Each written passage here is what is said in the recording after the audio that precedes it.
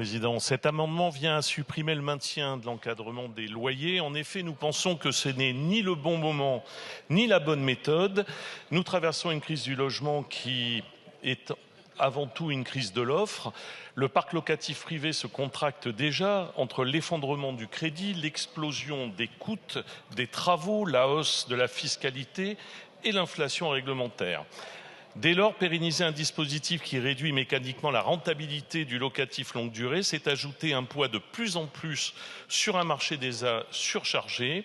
Les loyers administratifs sont souvent tirés en dessous du point d'équilibre réel du marché.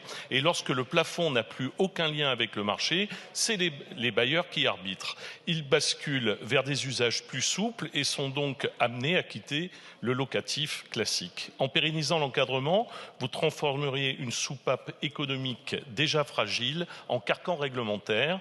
Et dans un marché tendu, quand on réduit l'offre, on ne fait pas baisser les loyers parce que moins d'offres, c'est plus de concurrence entre locataires et donc des loyers qui montent.